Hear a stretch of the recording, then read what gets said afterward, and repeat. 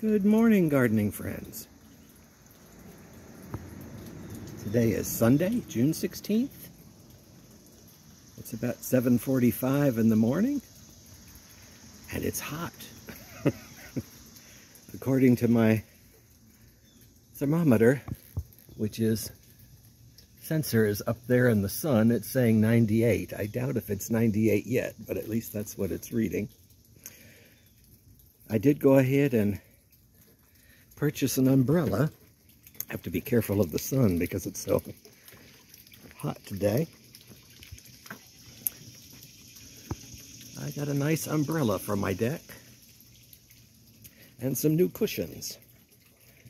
Figured I'd sort of dress things up a little. And the umbrella makes a big difference on the deck. It cools it off, at least the part where the shade is.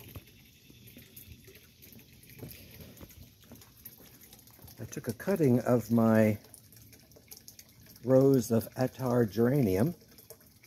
It was just sticking way out like a sore thumb, so I cut it back and went ahead and potted it up. I followed the directions of the British shows, and I said basically to take the cutting and let it callus over for a few hours. And the cutting was originally about 6 inches long, and when it calloused over, it absolutely went limp like a noodle. And then I remembered Monty Don say, this was Gardener's World, of course, reference. Monty Don saying that you need to cut off the old leaves because they serve no purpose when there are no roots other than to lose moisture. So I cut off all the leaves, trimmed it down, put a little rooting hormone in it, and it's got little leaves coming, so that's a good thing. In the meantime, the original plant is looking good over there. I do have to move it.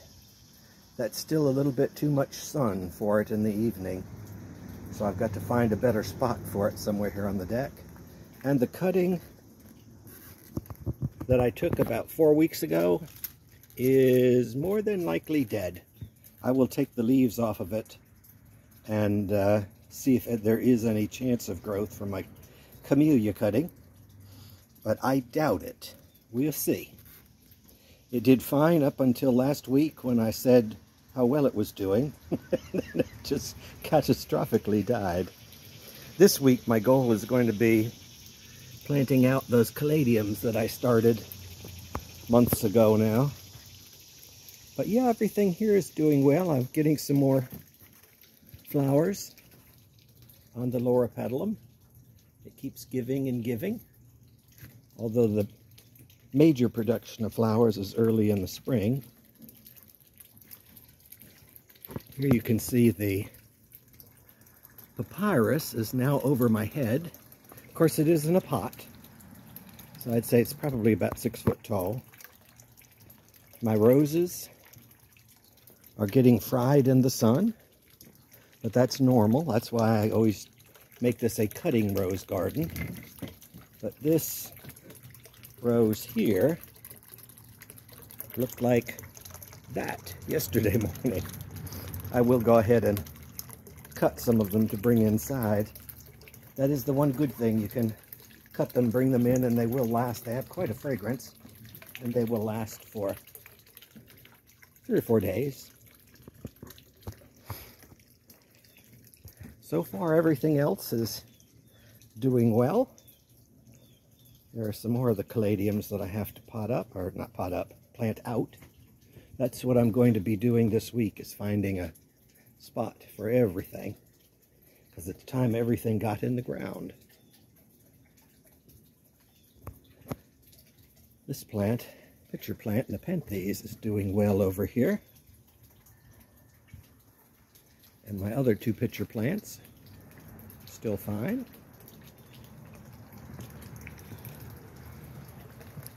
Godot came back twice.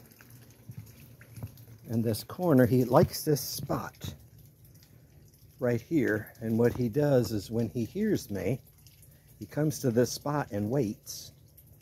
And usually I'll go inside that, well, I go inside the house when I see him.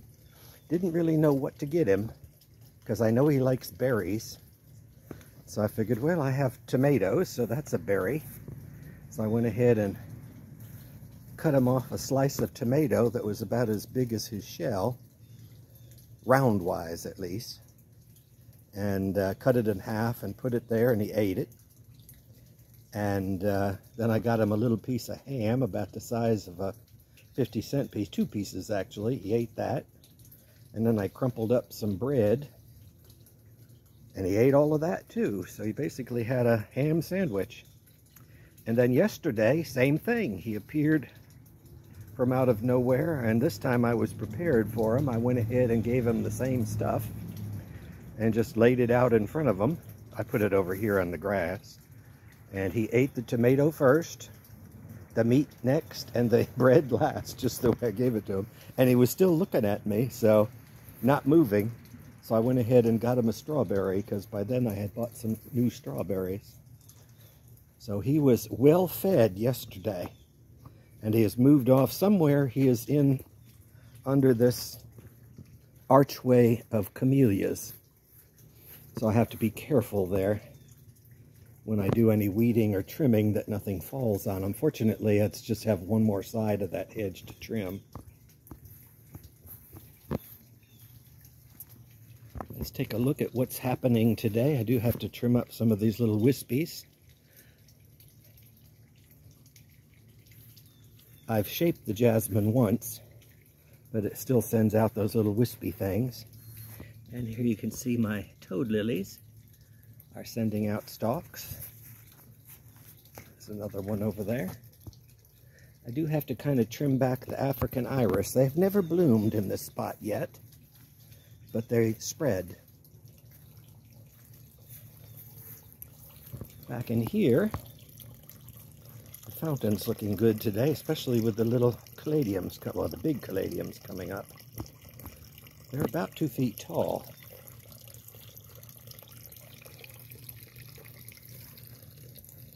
I don't have much fruit left on my pindo palm because the squirrels have been ransacking it, at least in that stalk. There's plenty of fruit yet up there.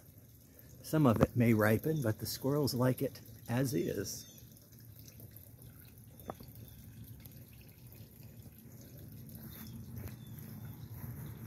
I moved these little pots out a little with the caladiums in them. Oh, and I planted out my white angel's trumpet that I took cuttings of and rooted about a month ago.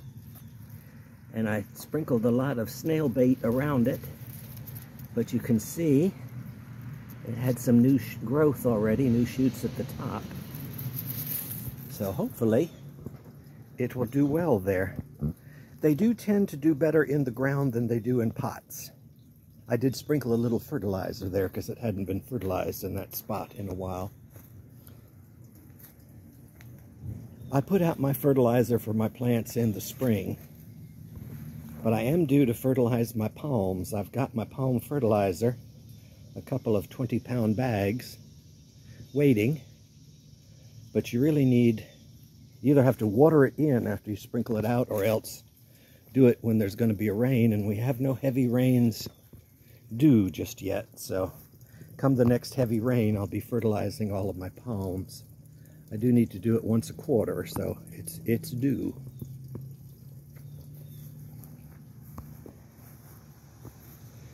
This angel trumpet is now way over my head. It didn't get that tall last year, but this is all this year's growth, so it has shot up really tall. As did my pecan. The pecan is looking good. It's up in the sun now, so it likes it there. That is basically, that pecan appeared last year from a seed or a nut. And this is not quite 2 years yet. So it's like a year and a few months.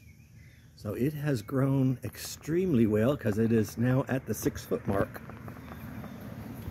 My shrimp plant seems to like this spot. It gets sun at the tail end of the day and shade the rest, but it has not wilted.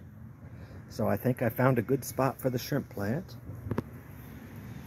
And the pink angel's trumpet is still growing. Those were cuttings that I took last winter, or last fall, I should say. And again, you can see I need to shape up the jasmine again. No big deal, just a touch here and there. But the bees are really out in the wandering dudes today. They don't particularly care for these flowers, this color. They prefer if the wild spiderwort was in bloom with the real deep blue, they would go to it first. However, they will hit that, as you can see. This angel's trumpet is still looking good. These are all spent flowers. It's just what's left. There are more coming. But this was the plant from which I took the cuttings, or cutting, for the new white angel's trumpet. Basically, the cuttings are no more than a branch like this.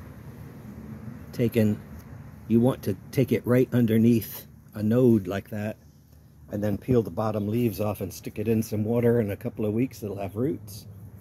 And you can pot it up. In a couple of more weeks, it'll be ready to be put out. My rose is coming back for a second flush. Well, I don't think one rose can be called a flush. Here you can see these knockout roses do have hips. So I like to kind of leave them. The hips will turn orange and give you another a little bit more viewing interest besides just the flower. You can see I cleaned out behind this statue, and my little mini bananas are now in view, wrestled out of the aspidistra. They do okay there. Well, they do fine there. I'm not real pleased with them because when I bought them I thought they would be big ones, but they only grow about 3 or 4 feet tall, and that's it. And I guess in the overall scheme of things, that's good, because if it was really tall, it would get tangled up in all the citrus.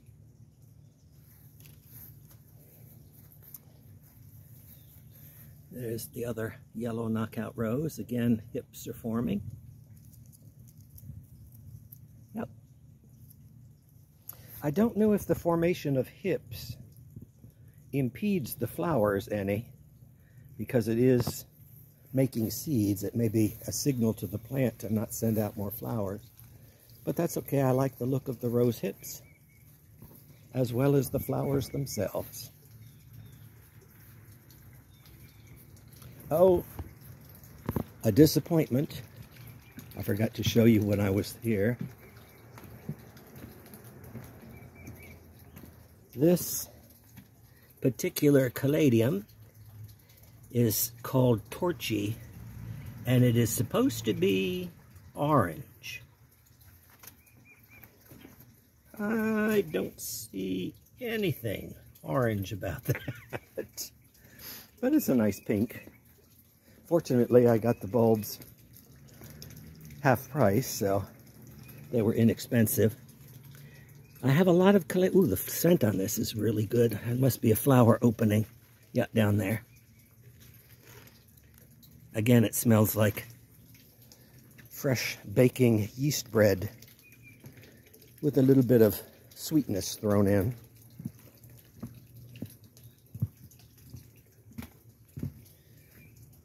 It was a busy week over here as well. We did go ahead and fix the trellis by my garage.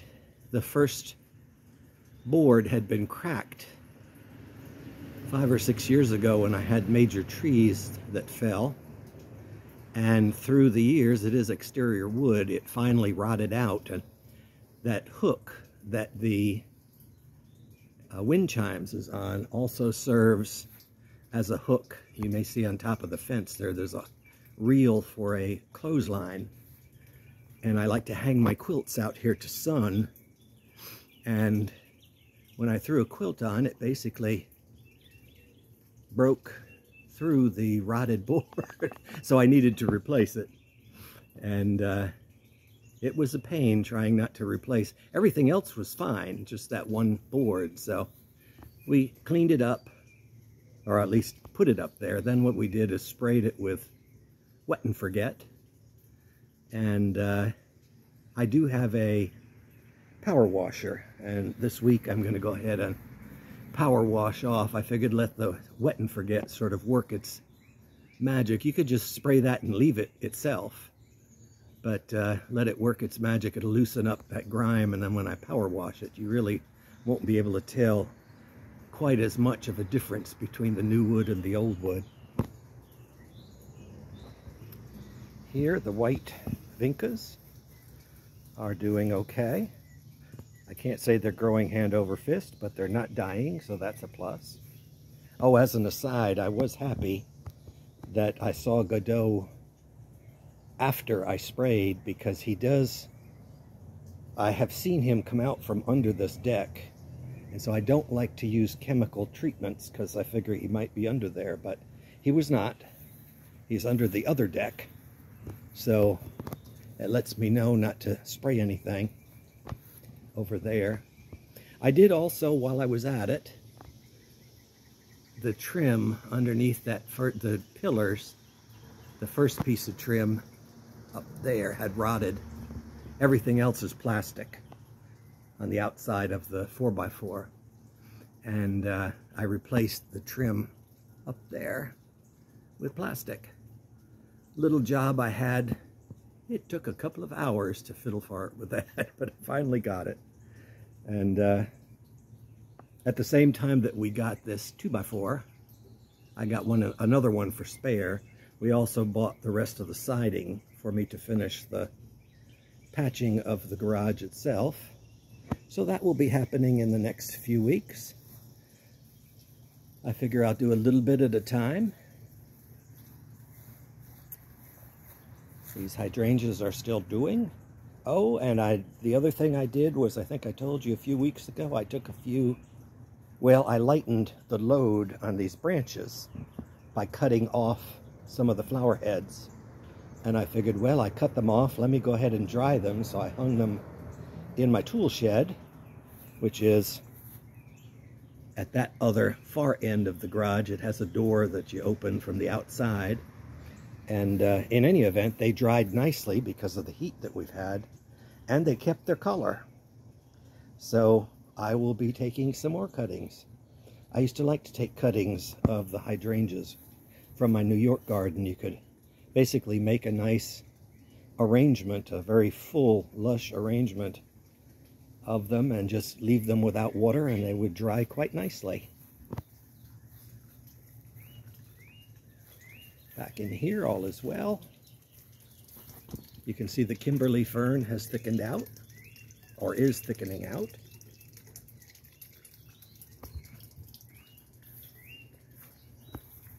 Iachroma is still here, as it is in the pot on the deck.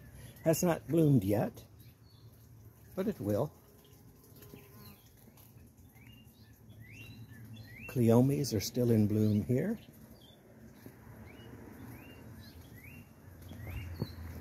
I have refilled, although I've never seen the hummingbird. My hummingbird feeder does get emptied. Unfortunately, when we removed the ivy that was shading this aspidistra, it shocked the aspidistra to be in such full sun, so I'll have to clean up on that a little when it's done dying. And here's where there's been the most change. I did go ahead and limb up my satsuma. It's got big satsuma fruits on it.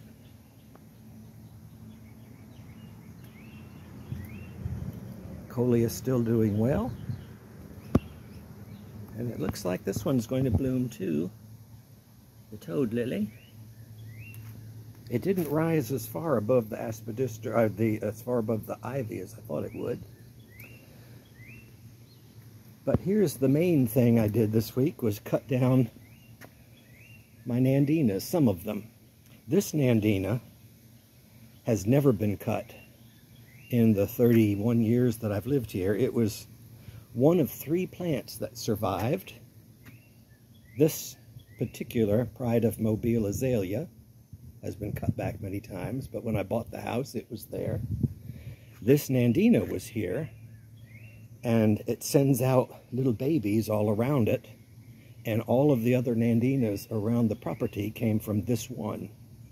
But it just got really too tall, and so it used to be there for the reason that where this pot is, I used to keep my trash, and it hid the trash well.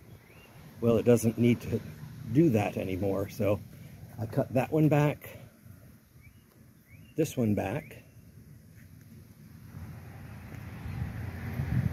this one over here back,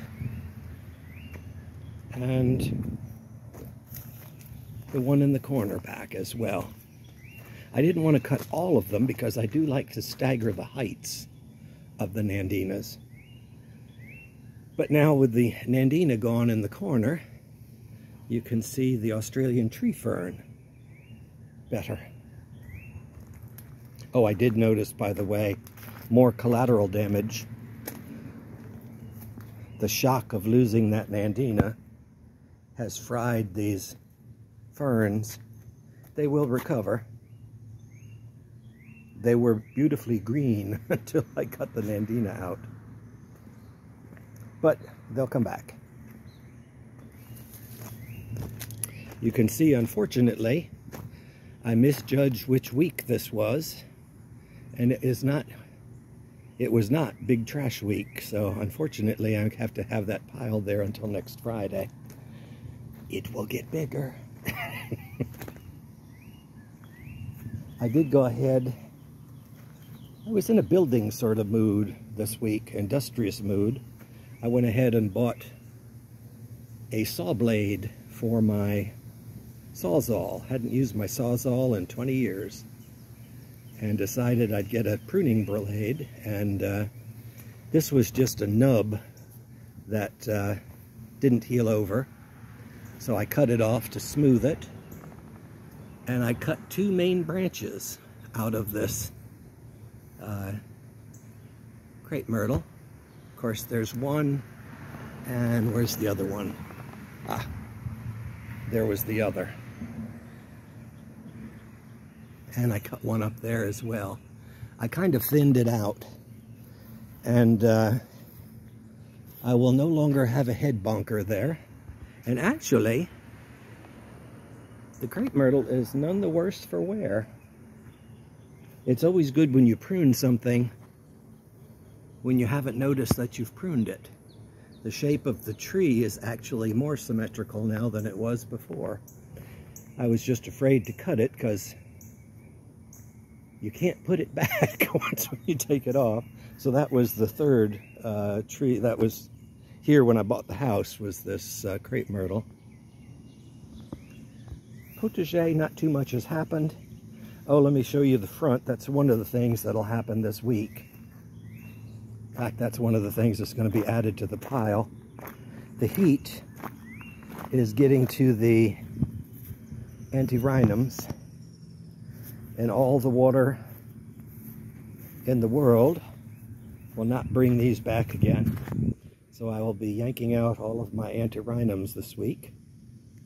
And since it is so warm out, I'm going to attempt planting green beans. I've had them there once before and they did fine. The birds ate the sprouts as they were coming up, but I'm figuring since it's later now in the spring, almost summer, that the birds may leave them be. And I'm also going to plant some cucumber where the dill is. Those of you that follow my channel know that I did plant some cucumbers this early in the spring, and planted them out. I had planted one on either corner of the potager, here and down there, but something ate them, probably slugs. And I had also planted Swiss chard. You even see the sign there. And again, slugs ate it. So I thought cucumbers are a hot weather vegetable, so I will go ahead and plant some cucumbers in the empty spaces. I can always train them up the fence. My blackberries are doing well, some better than others, but they're all coming on. Oh, I got another blackberry coming over there. Over here, my lily of the Nile has got 2 blossoms. I don't see any others. And this side, for the second year, doesn't appear to have any blossoms, but I remain forever hopeful. They do like to be root bound, at least from everything that I have read. That's why I planted them next to the sidewalk, figuring the sidewalk would force their roots.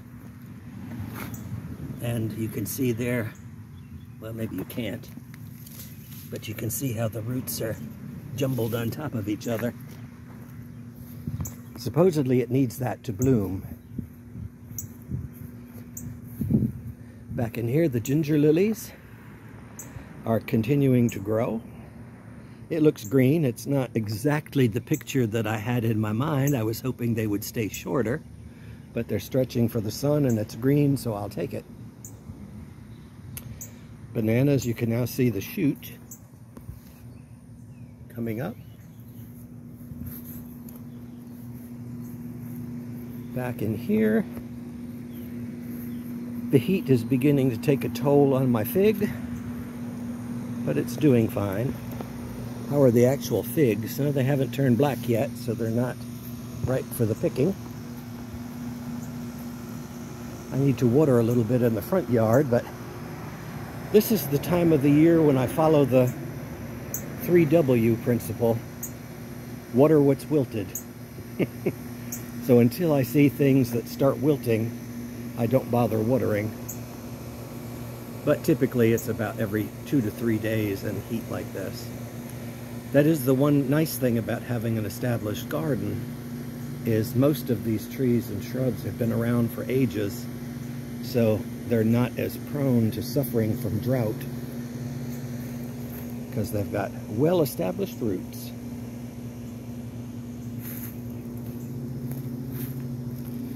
Here you can see my Bocarnia recurvata is doing fine. I always worry a little about the new growth that it got over the winter inside the house, that it might get fried being put in the sun. But as you can see here, it did not get fried. It is a desert plant in Mexico, and so it's doing well.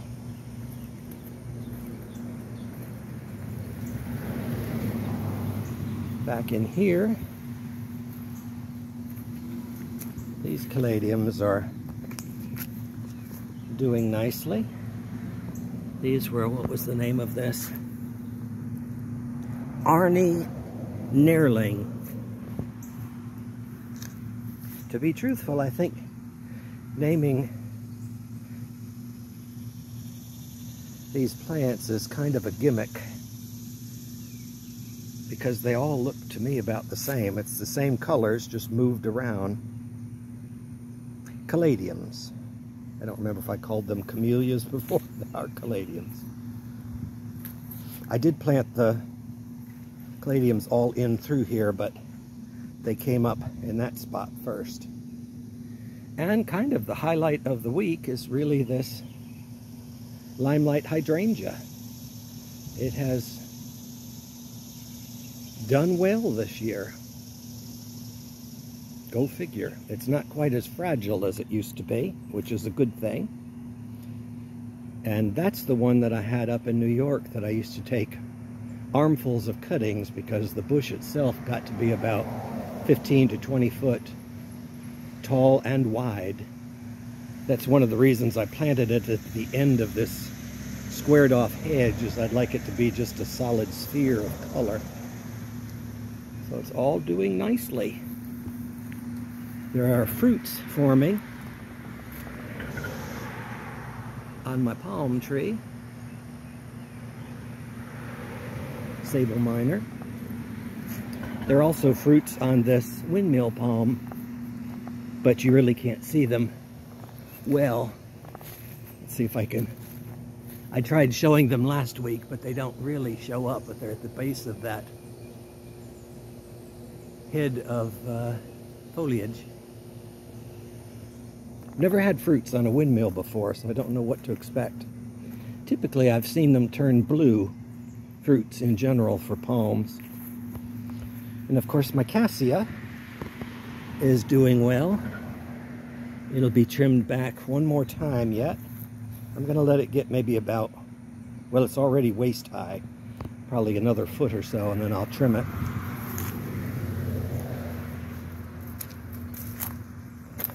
And on the street, the crinums are done blooming. So I cut all the flower stalks off of them yesterday. And the bananas are doing pretty well. I have been trimming off the stalks, the lower leaves, so people can see. And here you can see this purple crepe myrtle is doing really well. It's about 3 years old. And it took a couple of years to rise above the aspidistra, but it's doing really well now. And it's fixing to bloom. It has the same color flowers as the old crepe myrtle over there. The only nicety of this is it doesn't get really tall. I think it'll get maybe 15 feet tall. And the leaves are purple when they flush out. They do bleach green in the summertime. So there you have it for today. Let's take a look at the fruits on this. See if they're going to actually make fruit. I don't know, but the little stubs are still left on the opuntia. So we shall see. So there you have it for today. Ooh, that breeze feels good. I hope you all are staying cool and enjoying the weather. I am dosed down well with mosquito repellent, which I'm going to go and remove now, and then go out for breakfast. So I hope you all get out in your yard this week and enjoy it.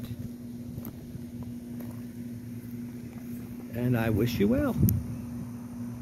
See you next Sunday. Take care.